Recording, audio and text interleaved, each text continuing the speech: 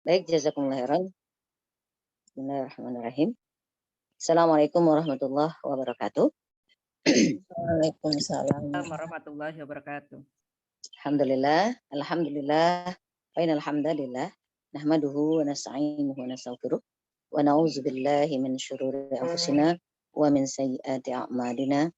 May yahdihillah fala mudhillalah wa may yudlil falan tajida lahu waliyyan mursyida.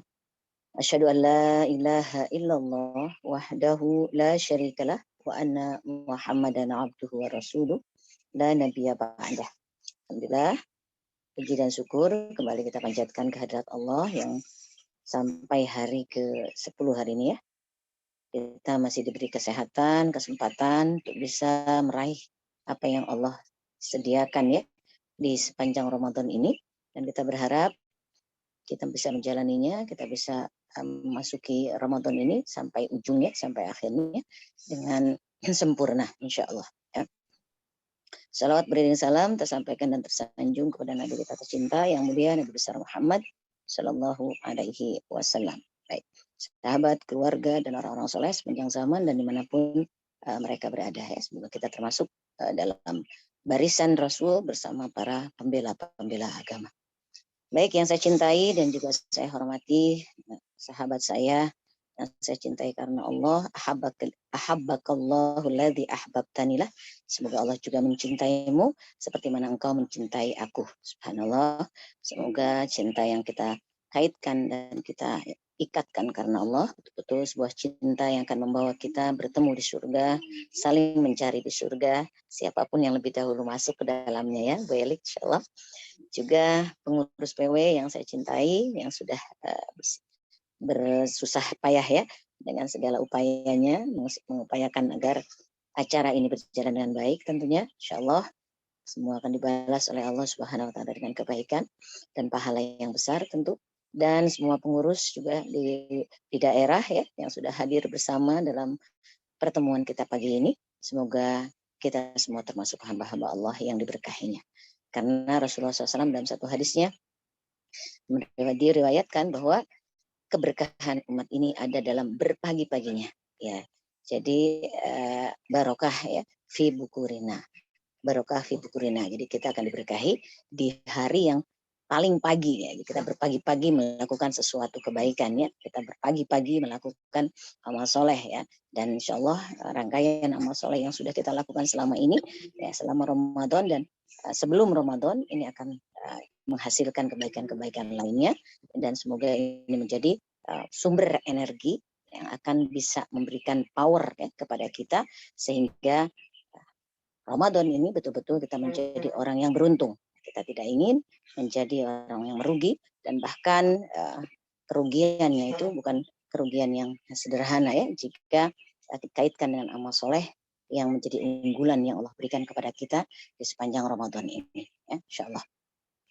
Ummahatillah, ibu-ibu yang dikasihi Allah Subhanahu wa taala, sebagai umat Nabi Muhammad yang kita sudah tahu bahwa Allah hanya menghadirkan satu kali atau satu bulan dalam setahun yang sangat istimewa.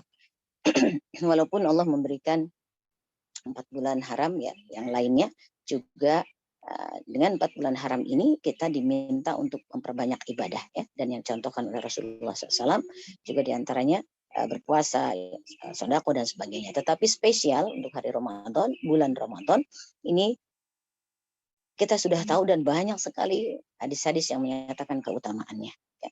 Namun sekali lagi keutamaan Ramadan ini tidak akan bisa berfungsi atau bisa maksimal akan kita capai, tidak akan maksimal kita akan dapatkan jika kita tidak menjadikan Ramadan ini sekali lagi sebagai ya, Ramadan yang betul-betul sempurna.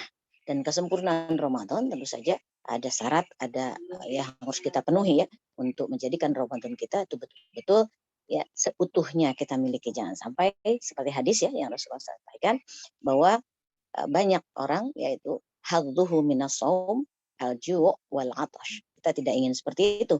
Banyak manusia yang masih mendapatkan puasanya itu hanya mendapatkan lapar dan haus. Nah, ini yang kita tidak inginkan. Yang kita ingin betul-betul Ramadan untuk menghasilkan kebaikan yang sebesar-besarnya. Ya, kalau saya bilang Ramadan itu seperti bulan kita mengumpulkan ya ah, hasil yang sebanyak-banyaknya karena kelipatan pahala yang ada di sini ya. Kelipatan pahala yang ada di Ramadan ini tidak biasa. Yang biasanya likuli sodakoh itu bi asyri amsalihah atau likuli thayyibah ya itu bi asyri amsalihah, satu kebaikan dibalas 10 kebaikan yang lainnya itu kalau di bulan biasa.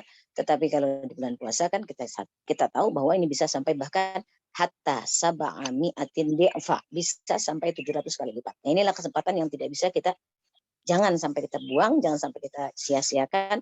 Mari kita coba seperti apakah kita menginginkan puasa ini menjadi puasa yang terbaik, juga puasa yang sempurna, puasa yang tidak sia-sia. Ya. Nah, urgensi puasa itu sendiri dalam kehidupan kita yang Allah inginkan untuk kita capai sebenarnya adalah untuk tazkiyatun nafs, untuk pensucian jiwa. Ini urgensinya. Kepentingannya Allah memberikan puasa kepada kita itu untuk tazkiyatun nafs. Dan secara posisi puasa ini memang tazkiyatun nafs dari ibadah-ibadah yang lain ya. Seperti kalau yang utama kan memang sholat. Itu sholat juga sebenarnya fungsinya tazkiyatun nafs juga ya.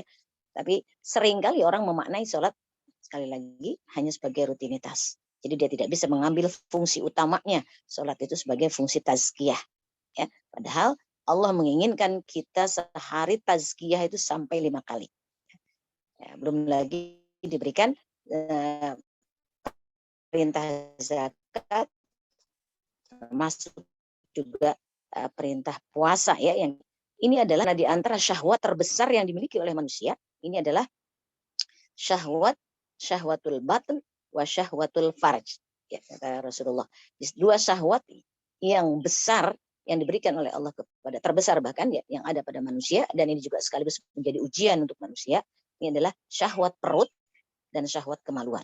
Artinya syahwat perut ini orang itu maunya makan ya, memenuhi perutnya, padahal kata Rasulullah SAW bahwa tidak adalah satu bejana yang paling buruk kalau dipenuhi, atau kalau selalu dipenuhi dan terlalu dipenuhi, itu adalah perut. Jadi bejana yang buruk jika terus-menerus tempat ini atau bejana ini dipenuhi. Maka Allah membuat sebuah aturan yang harus mengosongkan ya, bejana ini. Masya Allah kan, nah, dengan sasaran dan tujuan tadi ya, dikosongkannya perut bejana kita yang satu ini ya untuk mensucikan jiwa. Karena ketika perut ini penuh, maka yang akan kosong adalah hati. Ya, ketika kita kosongkan perut, melatih perut lebih sering kosong dengan berpuasa, maka yang akan semakin suci, bersih itu adalah hati. Nah, jadi seperti itu rumusnya gitu ya. Kalau orang selalu memenuhi perutnya, itu yang akan menjadi kosong adalah hatinya. Ada kekosongan di sana, ada banyak kekosongan di dalam hati ketika selalu memikirkan penuhnya perut. Ya, dan sebaliknya ketika kita mengupayakan perut itu kosong, maka dia akan yang terisi dan yang akan penuh itu adalah hatinya. Ya, jadi. Nah, sedangkan puasa sekali lagi juga merupakan tadi ya, Allah meminta kita untuk membiasakan agar jiwa ini tadi bisa mengendalikan ya, syahwat yang terbesar itu. Jadi ternyata Allah memberikan solusinya itu dengan berpuasa. Nah, jadi puasa ini sebenarnya sangat menjadi faktor yang penting dalam proses tazkiyatun nafs. Insya Allah ya. Jadi dan inti dari puasa itu seperti mana sabda Rasulullah SAW bahwa as-saum itu nisfus sabr. Saum, puasa itu adalah setengah kesabaran. Ya. Jadi kalau orang sudah menjalankan puasa, dia sudah punya separuh kesabaran. Ya, tinggal menyempurnakan saja dengan bermujahadah. Bagaimana kesabaran ini betul-betul menjadi miliknya. Karena ketika orang sudah bisa merutinkan puasa, kalau sekarang kan kita dipaksa ya berpuasa selama 1 bulan. Tapi setelah ini sebaiknya kita lanjutkan apa yang sudah Allah latih selama sebulan ini di dalam saum-saum sunnah kita. Karena ini menjadi sesuatu yang sangat berfungsi besar pengaruhnya kepada jiwa dan hati kita. Sucinya hati dan sucinya jiwa kita. Tapi luar biasa ya. Jadi ini Allah seperti itu. Jadi Allah juga telah menjadikan puasa sekali lagi sarana untuk mencapai ketakwaan. Ini yang sudah kita pahami ya di dalam ayat surat Al-Baqarah 183. A'udzubillahi minasyaitonir rajim. Ya ayyuhalladzina amanu kutiba alaikumusiyam kama kutiba alal ladzina min qablikum. Tujuannya adalah la'allakum tattaqun. Ini yang di garis bawahi. Bahwa Allah memerintahkan kita wahai orang-orang beriman telah diperintahkan kepada kalian atau kepada kamu seperti mana juga telah diperintahkan kepada umat sebelum kamu itu berpuasa dengan tujuan akhir kata Allah la'allakum tattaqun agar kalian bertakwa. Nah, ini tujuan yang ingin dicapai oleh Allah untuk kita yaitu takwa. Dan takwa ini adalah kalau kita bisa lihat karena Allah minta kita untuk puasa itu biar mencapai ketakwaan, berarti ketakwaan ini adalah tuntutan Allah ya, kepada para hambanya. Jadi karena ini tuntutan, sebaiknya kita memastikan apa yang menjadi tuntutan Allah kepada kita, ini kita capai. Kita fokus untuk mencapai yang apa yang ditargetkan oleh Allah untuk kita. Ya. Dan kata lain dari takwa itu sebenarnya adalah sama dengan tazkiyatun nafs. Karena Rasul dalam hadis yang lain juga bersabda, at-taqwa hahuna, at-taqwa hahuna, at-taqwa hahuna. Takwa itu letaknya di sini kata Rasul, di dada ya, di dalam hati. Takwa itu di sini, takwa itu di sini. Bukan sakitnya itu di sini, salah tempat ya. Tetapi kita harus menempatkan takwa yang di dalam hati ini. Sehingga apapun peristiwa yang dihadirkan oleh Allah dalam peristiwa hidup kita, susah senang kan hanya dua itu saja ya. Kalau tidak susah ya kalau tidak senang. Mungkin susahnya agak lama, senang yang sebentar, atau sebaliknya senang yang lebih lama, susah yang sebentar. Tapi hal yang paling penting yang kita harus persiapkan untuk menghadapi dua kondisi ujian manusia ya dalam hidup ini, at-taqwa, ketakwaan itu. Ya, dan takwa itu sangat berpengaruh atau sangat ditentukan dengan tingkat kesucian hatinya. Jadi, makanya disitulah ternyata kepentingan Allah meminta kita dan bahkan menyediakan waktu selama 1 bulan ini itu untuk berpuasa. Jadi Allah menginginkan kita memiliki hati dan jiwa yang bersih dengan mencapai ketakwaan tersebut. Insya Allah. Dan ini kadang-kadang tidak terlihat ya sepintas oleh semua orang bahwa sebenarnya itu yang Allah inginkan dari kita ya, sehingga kita bisa ya memiliki kesucian jiwa ya, ini.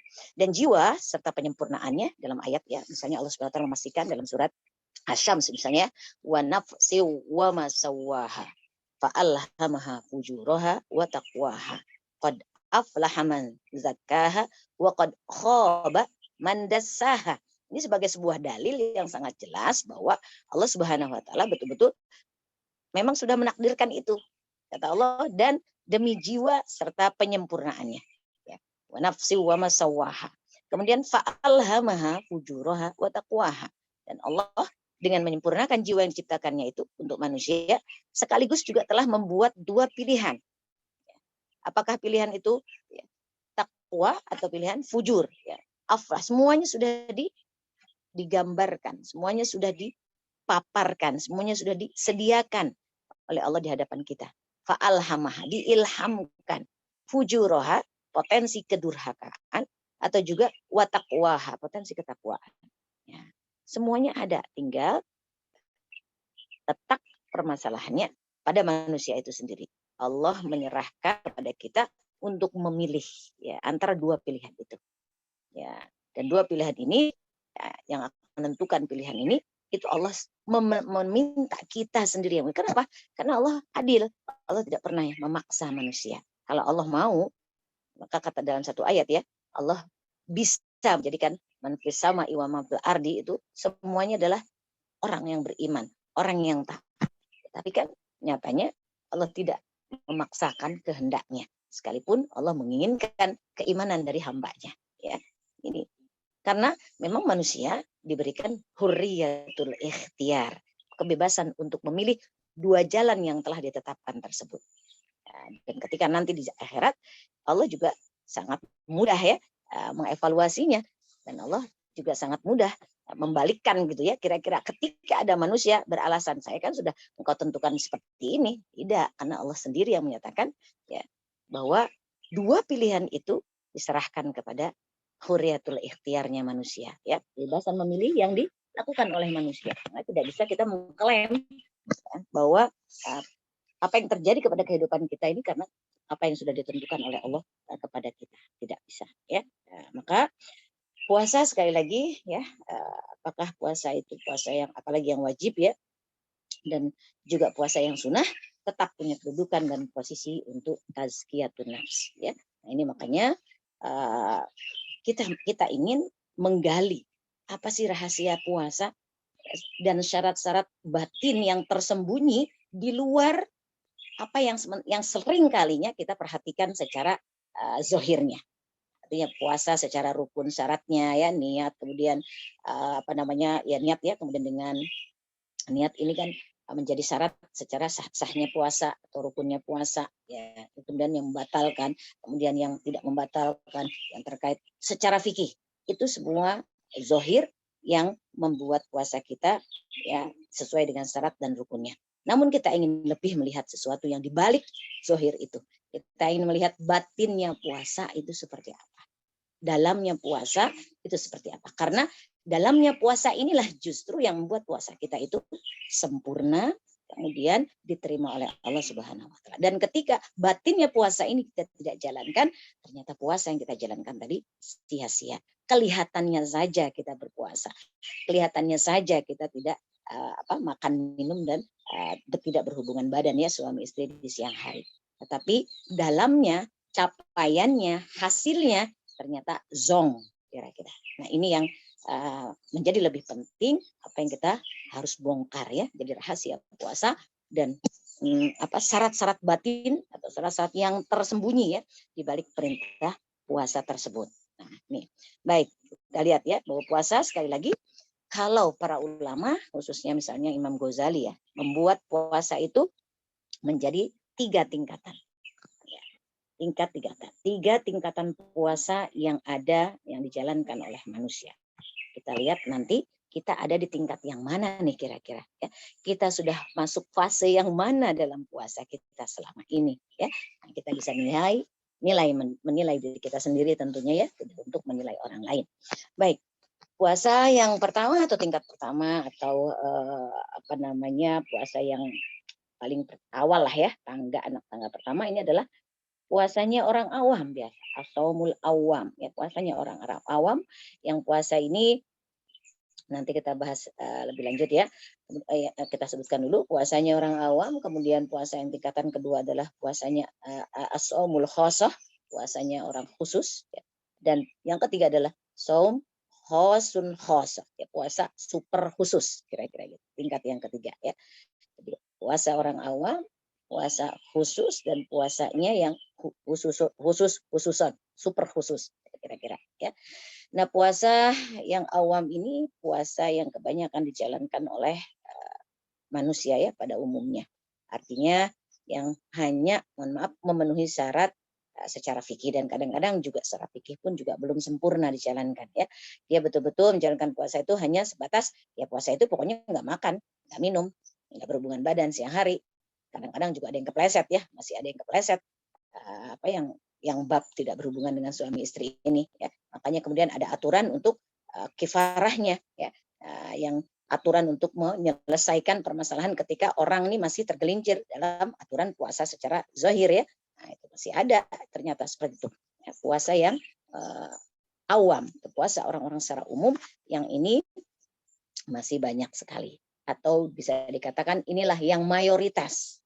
Orang menjalankan puasa masih ada di tingkatan yang pertama. Ya, masih ada di tingkatan yang dasar kira-kira. Ya. Nah, yang dasar pun tadi kadang-kadang masih nggak sempurna ya. Kadang-kadang masih banyak cacatnya. Bahkan masih ada kesalahannya. Ya. Nah, ini insya Allah ya kita ya menjadi kewajiban kita sebenarnya ya ketika kita sebagai seorang bagian dari Salimah, yang Salimah ini salah satu fokusnya juga kan kepada ibu-ibu ya, dan ibu-ibu ini kan sebenarnya menjadi motor di rumahnya ya. Kalau ibu-ibunya sudah paham, dia akan memberikan pemahaman kepada anak-anaknya, maka anak-anak pun akan menjadi paham dan dia akan menjadi keluarga yang memahami ya aturan-aturan Islam. Jadi ibu ini sebenarnya luar biasa memang ya, dari kita lah banyak hal itu tersampaikan ya, karena kita waktunya lebih banyak dengan anak-anak dan dengan keluarga ya, juga dengan tetangga, dengan banyak orang lah Itu di mana-mana emak-emak yang bergerak ya. Nah, ini puasanya orang awam. Nah, dan puasanya khusus, kalau puasa orang khusus ini adalah puasa yang sudah membawa anggota badan, ya, tidak hanya menahan lapar dan haus saja, juga menahan kemaluan, tetapi dia juga membawa ya, menahan pendengarannya, penglihatannya, lisannya, tangannya, kakinya, dan seluruh anggota badannya juga untuk berpuasa dari berbuat dosa. Nah, ini dia ya. Nah, ini sedangkan puasa yang khusus, super khusus adalah puasa di atas itu lagi. Jadi tidak hanya anggota tubuhnya yang juga sudah dibawa ya untuk berpuasa, tetapi bahkan sampai hatinya pun diajak untuk berpuasa dari berbagai keinginan yang rendah, pikiran-pikiran yang enggak jelas, pikiran-pikiran liar, pikiran-pikiran buruk, prasangka-prasangka buruk, atau apapun yang semua akan mengotori hatinya, ya, akan mengotori karena hati yang kotor, maka dia akan ya, membawa kepada kotornya perbuatan, ucapan, pendengaran dan seterusnya. Ya, makanya puasanya orang khusus super khusus ini adalah puasanya yang biasanya dilakukan oleh para nabi, para rasul. Ya, nah, kita biasanya orang manusia biasa.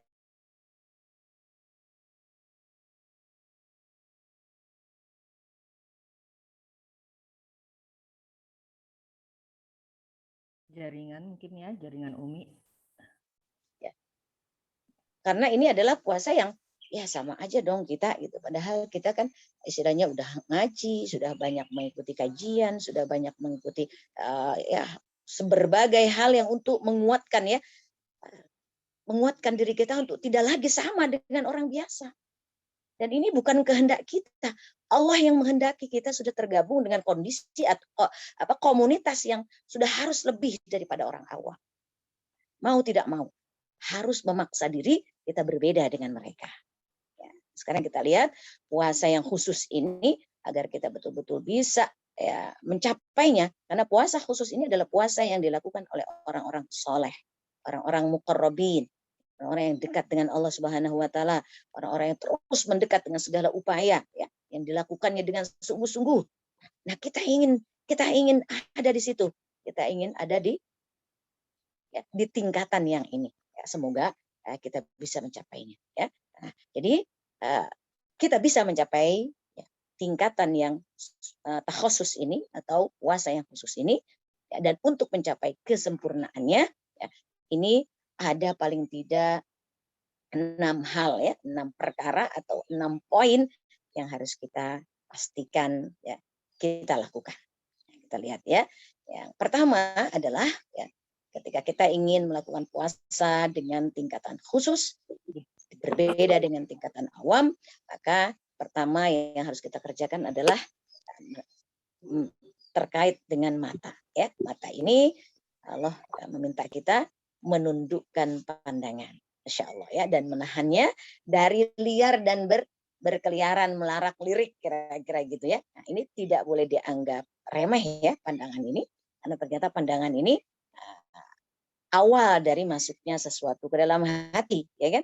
Bahkan pandangan ini, apa yang sudah kita lihat dengan mata kita ini seperti kita memfoto sesuatu, gitu ya. Misalnya kan kita melihat ada pemandangan indah, kemudian kita pandang dengan mata kita. Nah, itu sebenarnya prosesnya seperti kita tengah membidikkan kamera kepada pemandangan itu, kemudian kita trek, kita foto masuk ke dalam hati ini.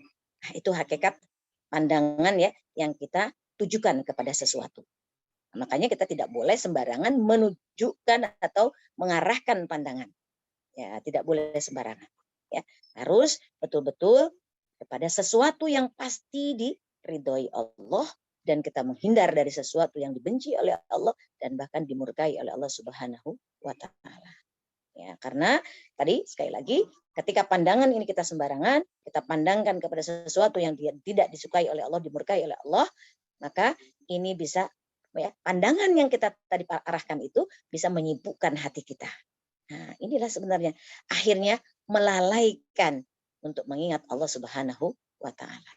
Jadi kaitannya ke itu. Pandangan itu ternyata dampaknya seperti itu ke hati kita, ya. Ya, misalnya saja kita karena tidak menjaga pandangan, kan suka ada orang bercanda ya, ibu biasanya suka bercanda juga. Ada orang katakanlah ganteng lewat di depan kita. Nah, ih mubazir dong nggak dilihat, katanya. Suka ada tuh candaan-candaan seperti itu ya. Jadi kan boleh dong ketika kita melihat tidak sengaja dan memang dia lewat di depan kita bukan kita yang cari, udah aja liatin katanya terus ya sampai sebelum berkedip. Kalau sudah berkedip kemudian memandang lagi itu kan yang pertama tadi sedekah, yang kedua berbeda ya. Nah, gitu. Nah, ini tidak bisa kita jadikan sebagai katakanlah dalil ya atau kalau saya lihat malah ini sebagai sebuah bentuk bisa penyesatan nih ya, karena dianggap nggak apa-apa memandang. Padahal yang terbaik adalah menghindar atau godul basor. Ya, kenapa? Karena dalam satu hadis Rasulullah SAW menyampaikan an-nadhrah itu sahmun masmumun min sihamil iblis. Ya. Faman tarakaha khaufan minallahi subhanahu wa ta'ala atahullahu azza wa jalla imanan yajidu halawatahu fi qalbihi. Ini luar biasa. Ini kata Rasulullah SAW ya bahwa an-nadhrah, pandangan itu adalah salah satu anak panah beracun.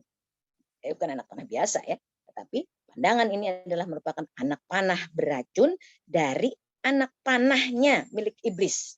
Ya, itu ya. Dan siapa yang meninggalkan pandangan, artinya dia menundukkan pandangan kepada sesuatu yang tidak boleh dia lihat, ya, maka alasan dia meninggalkan pandangan itu atau mengalihkan pandangan itu karena takut kepada Allah Subhanahu wa taala, maka Allah akan berikan, akan masukkan ke dalam dadanya keimanan yang keimanan itu akan bisa dirasakan manisnya. Masya Allah. Luar biasa. Sederhana kelihatannya, tetapi ini penting untuk kita. Ya. Jadi tidak boleh kita gampangkan tentang mata. Tidak boleh menganggap nggak ada masalah dengan pandangan kita ya, sehingga orang masih banyak ya karena dia mengentengkan pandangan, menggampangkan pandangan mata ini ya apa yang dilihat oleh mata, sehingga puasa jalan ya, nonton drakor jalan kira-kira gitu kan masih banyak yang seperti itu. Itulah yang awam tadi ya, ya ngisi waktu tel TV, ngisi waktu buka HP. Mungkin sekarang TV tidak terlalu viral ya, ada yang lebih viral HP. Lihat YouTube, dan YouTube juga macam-macam isinya.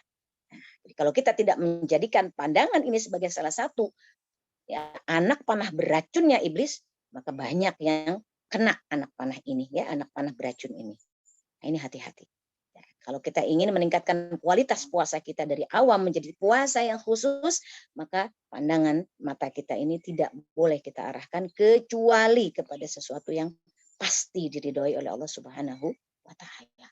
Dan ini antara kita dengan Allah. Karena apapun yang kita kerjakan tanpa orang lain nggak tahu, itu kan betul-betul sangat pribadi ya antara kita dengan Allah. Dan itu kendalinya adalah pada keimanan kita. Ya, Insya Allah. Makanya luar biasa ya, karena ini kadang-kadang masih dianggap sesuatu yang remeh begitu ya. Tetapi tidak untuk menyempurnakan puasa kita. Ya. Harus betul-betul pandangan ini dijaga. Ya. Makanya Allah juga selain pandangan kepada ya lawan jenis ya atau juga bahkan Allah melarang kita untuk memandang sesuatu ya yang terkait dengan dunia saja, materi, itu kita nggak boleh memandang, menjadikan pandangan mata kita terarah kepada apa yang dimiliki oleh orang kafir. Allah merintahkan, diingatkan kita oleh Allah, wala tamuddanna ainaika ila ma matta'na bihi zahratal hayatad dunya. Yang tujuannya sebenarnya Allah memberikan zahratal hayatad dunya itu untuk apa? Linaftinahum fi. Insyaallah ya. Ini harus kita ingat. Apa kata Allah tadi? Bahwa wala tamuddanna ainaika. Jangan kau panjangkan pandangan matamu. Ya, misalnya kita lagi jalan atau ada di di tetangga kita atau kita pergi ke satu tempat, satu perumahan atau satu wilayah yang di situ misalnya tempatnya tanda kutip ya orang-orang yang berkelas begitu, itu ada mobil misalnya mobil yang pintunya cuma 2, biasanya kan pintu mobil tuh kalau sudah semakin sedikit semakin mahal ya. Itu mata yang kita pandangan kita arahkan ke mobil itu, yuk sampai hilang ya, sampai badan kita ngebalik kayak begitu. Itu makna dari wala tamuddanna ainaika, jangan kau panjangkan pandangan matamu kepada zahratal hayatad dunia, kepada perhiasan dunia yang Allah berikan kepada mereka. Padahal Allah memberikan perhiasan dunia itu, kekayaan segala macam berlimpah, segala macam ada gitu ya. Tujuannya justru linaftinahum fi, untuk memfitnah mereka. Orang Allah mau memfitnah mereka kok kita malah mengangan-angankan pengen. Gimana ini ya? Nah, ini kan kaitannya dengan hati. Dan kalau kita ya atau kita misalnya melihat rumah yang mewah sekali, itu kita sampai berdecak-decak. Wih, sini rumah ya, buat terus. Itu akan apa yang kita lihat itu akan seperti tadi ya, klik gitu.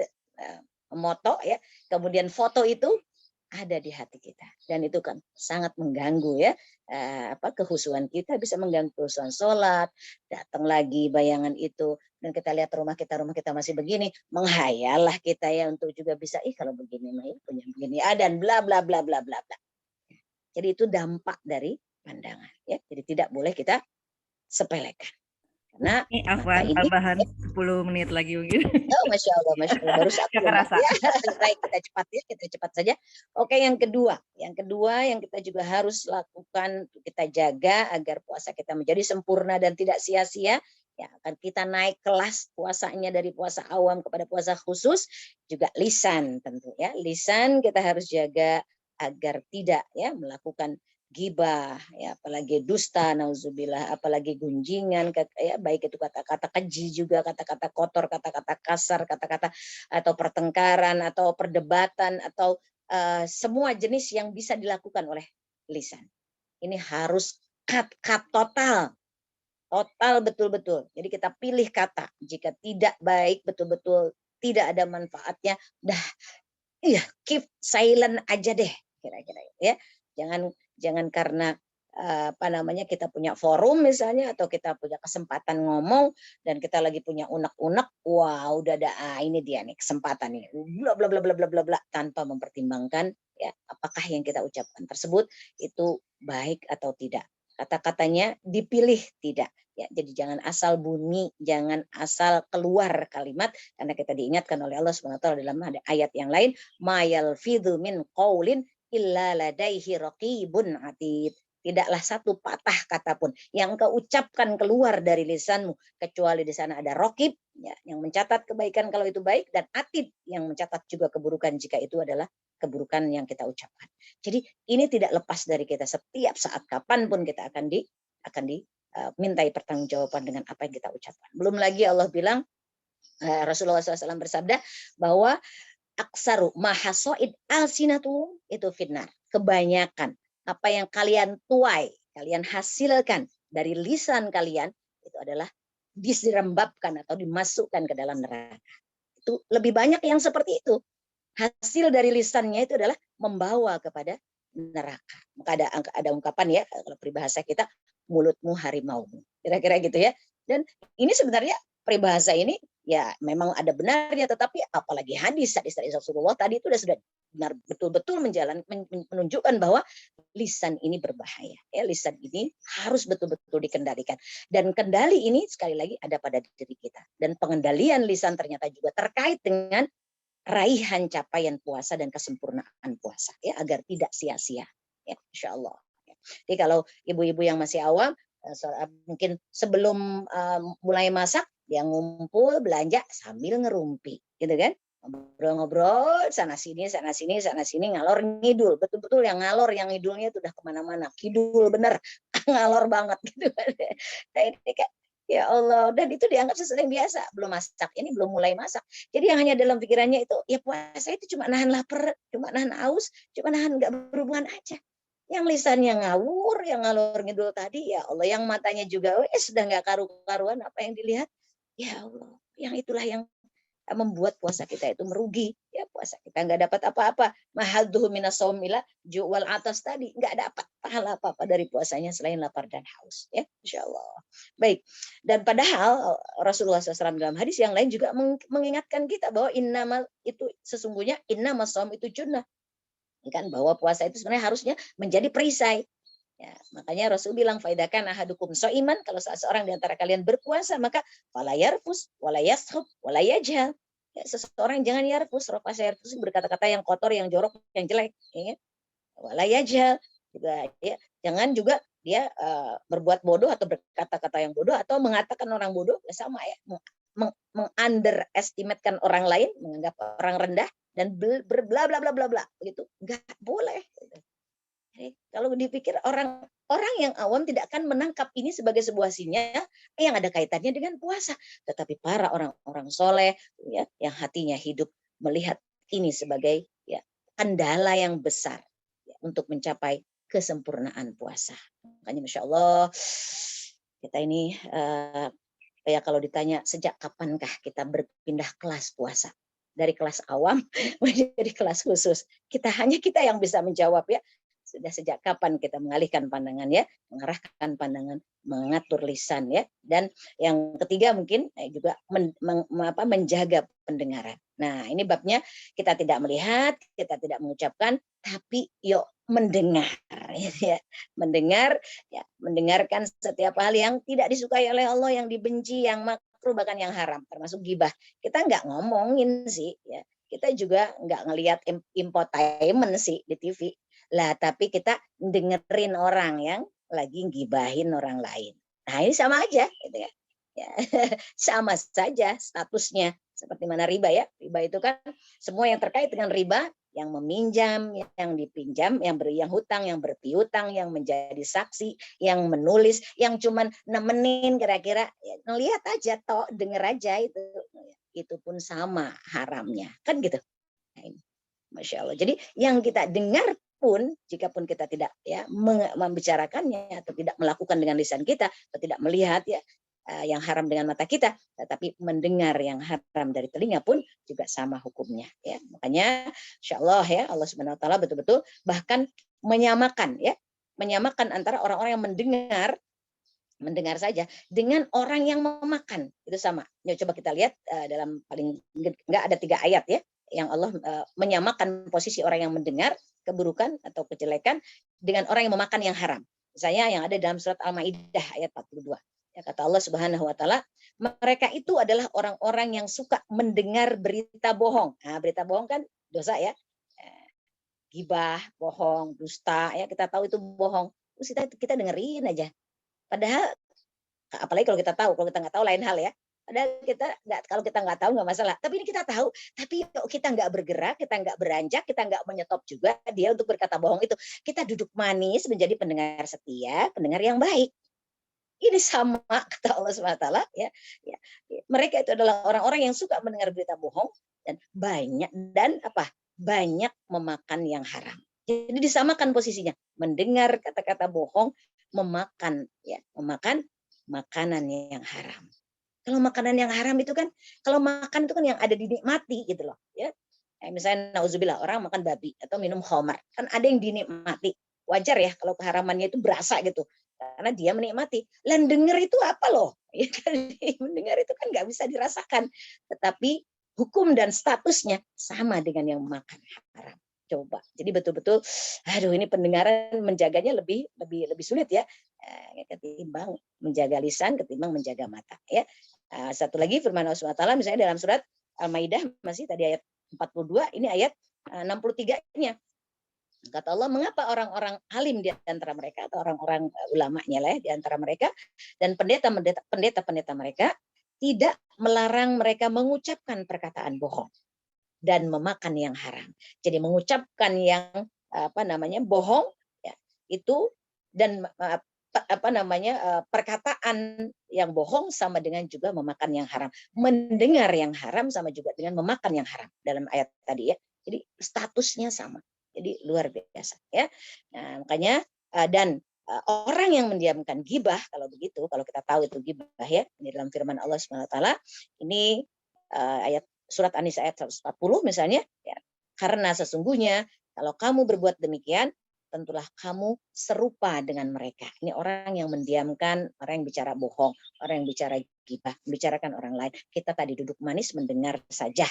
Itu pun statusnya sama ya dengan mereka, serupa dengan mereka. Nah makanya insya Allah ternyata ini ya, apa namanya, yang ketiga, yang keempat saya sebutkan saja ya. Yang keempat juga menjaga seluruh anggota tubuh kita, badan kita yang lainnya dari dosa ya. Jadi tangan, kaki kita harus kita jaga dari hal-hal yang dibenci oleh Allah Subhanahu wa taala, dari kaki yang kita langkahkan kepada tempat-tempat yang tidak disukai oleh Allah ya. Ya walaupun tempat itu mungkin sederhana, kalau di kampung ada tempat, kalau ini bapak-bapak biasanya ada pos ronda, kemudian dia langkahkan kakinya ke pos ronda itu, nih puasa-puasa begini di situ kumpul gapleh. Nah, ini kan jadi tangannya juga main gapleh ya, walaupun tidak sampai judi misalnya kan ya, tapi kan itu perbuatan yang sama sekali tidak memberikan manfaat, apalagi dikerjakan di bulan puasa. Katanya sih menghabiskan waktu ya. Kalau dulu kita masih kecil oke lah, kadang-kadang suka main gitu ya dulu tuh ya. Tapi kalau udah itu dilakukan oleh orang dewasa seperti kita, ya Allah ini sia-sia sekali puasa kita ya. Apalagi sampai begadang, nanti kan pasti kalau udah kumpul begitu ngobrol itu pastinya, dan mungkin saja keluar dari mulut kita kata-kata yang tidak baik ya, tergantung teman-temannya juga di situ. Ada yang saling menimpali, bahkan kata-kata yang sebaiknya sesungguhnya tidak tidak layak diucapkan ya. Jadi ya ini berpuasa sekali lagi itu harus ya, kan puasa itu kita menahan makanan yang halal saja kita tahan, siang hari itu tidak boleh kita makan ya, yang halal saja berhubungan suami istri tidak ditahan untuk tidak kita lakukan. Ini artinya puasa itu seharusnya kan bisa menahan yang apalagi yang haram, apalagi yang subhat pun juga kita berusaha untuk kita halangi. Yang halal saja kita tahan ya, tetapi seringnya orang tidak menyadari ya, dia melakukan yang dibenci oleh Allah Subhanahu wa taala ya. Baik, mungkin yang kelima dan terakhir ya, ini yang juga jarang ditangkap sebagai salah satu ya, penyebab puasa kita tidak sempurna itu. Yang kelima ya, kita juga dilarang memperbanyak makanan ya, walaupun itu makanan yang halal pada saat berbuka, atau bahasa lainnya nggak boleh juga menjamu selera berlebihan. Karena buka puasa itu bukan ajang menjamu selera. Nah, kalau kebanyakan orang karena siangnya sudah puasa seharian, oke, kita bayar kayak balas dendam gitu ya, ntar kita makan. Semua disediain tuh di meja. Wah, berbagai.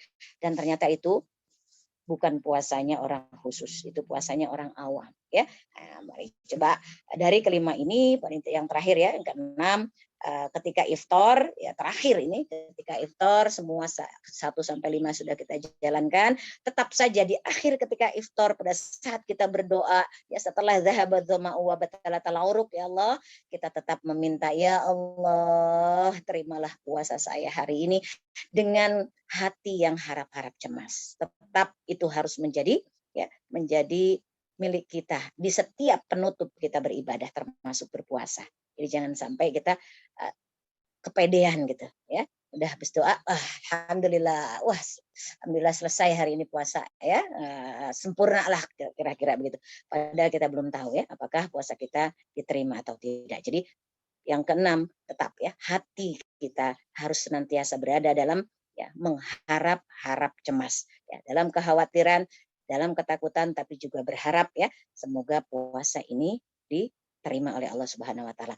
Yang kelima tadi adalah tidak memperbanyak makanan-makanan dalam dalam berbuka kita ya, tidak boleh menjamu selera ya, tadi ya. Jadi yang biasa saja, yang cukup saja, sekedar karena makan dan minum juga aturannya kulu wasyrabu wala tusrifu.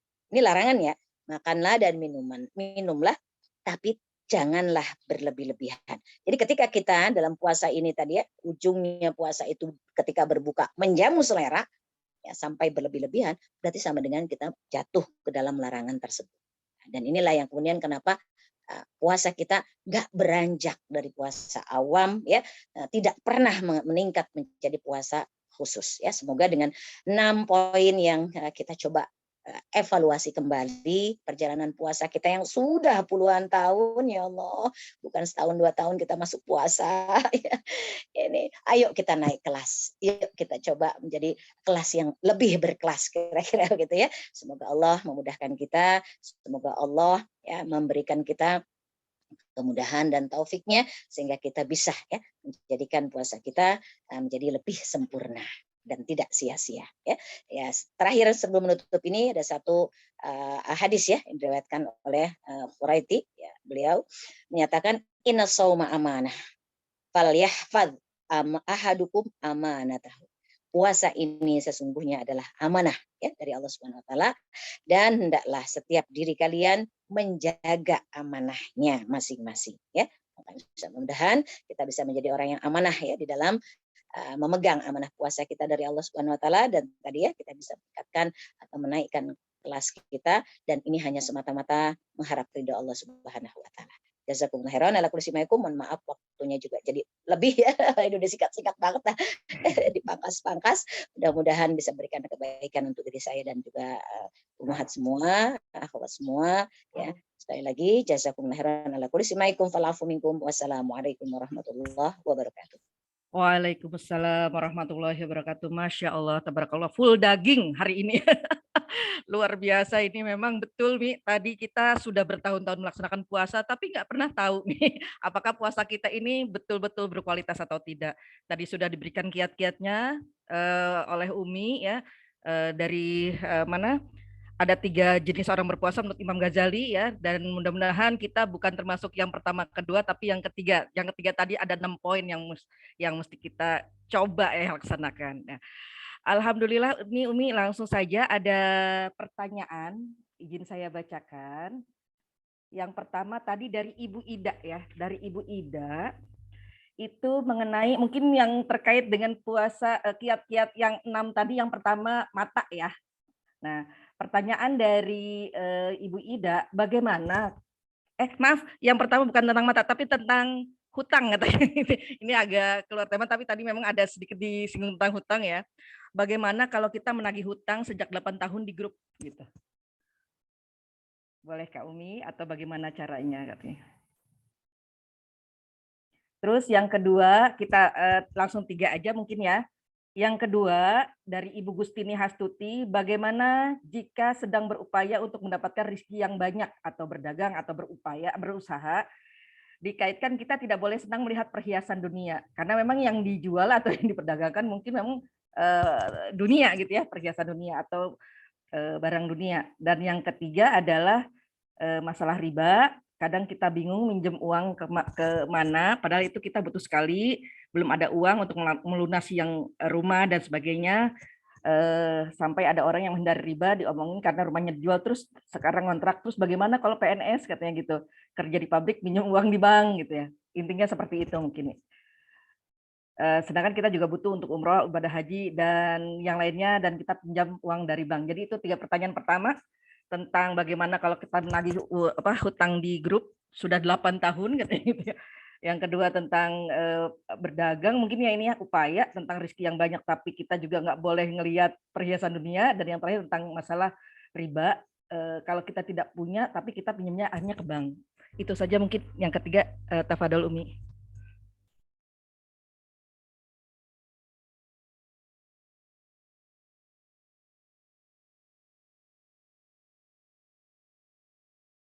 Ya,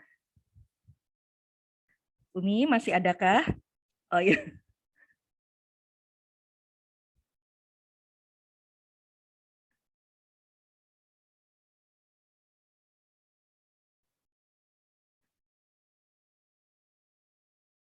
Ya. Umi ini keluar kayaknya ya Mia. Waduh.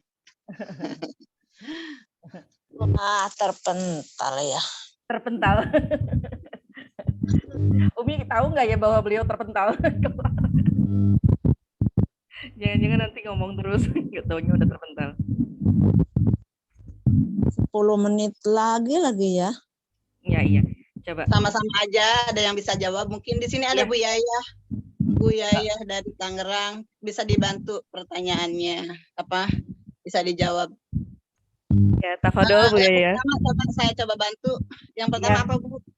Yang pertama tadi bagaimana kalau kita menagih hutang sudah 8 tahun di grup begitu. Gitu Mi. Ya, saya mudah-mudahan menjawab tapi tidak puas ya. Menjawab itu menagih itu satu kewajiban kita. Ya, karena membayar hutang itu memang satu kewajiban kita.